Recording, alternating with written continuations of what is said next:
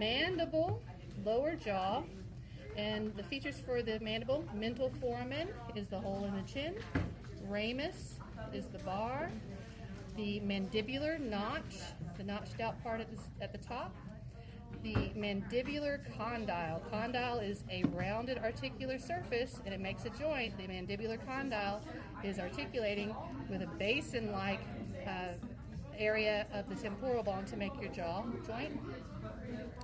The coronoid process is the pointy part at the top of the mandible, and the alveolar margin is where the teeth meet the bone.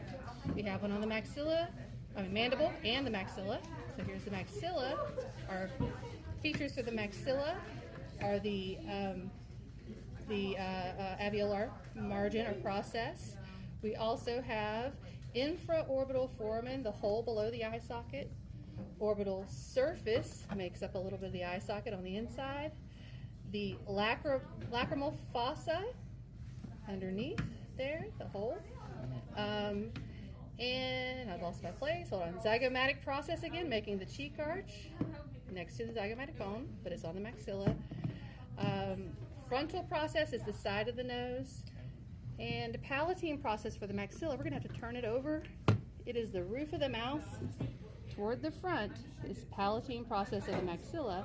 We also have a palatine bone, roof of the mouth to the back. And that's everything for maxilla. Sphenoid bone. So our sphenoid bone is here, and it's the only bone that articulates with all the other bones of the face. It touches all the bones of the face. Our sphenoid bone has a greater wing and a lesser wing and a pterygoid process. We can see all the rest of the features on the individual view of the sphenoid bone. And ethmoid bone is inside the nasal passageway. We can see some of it underneath here, but in here, it makes up the nasal septum at the top for ethmoid bone. And also the vomer bone makes up the nasal septum at the bottom. And all the features of ethmoid we will see on an individual view. A vomer bone, again, septum at the bottom. Nasal bone is the bridge of the nose. That's it.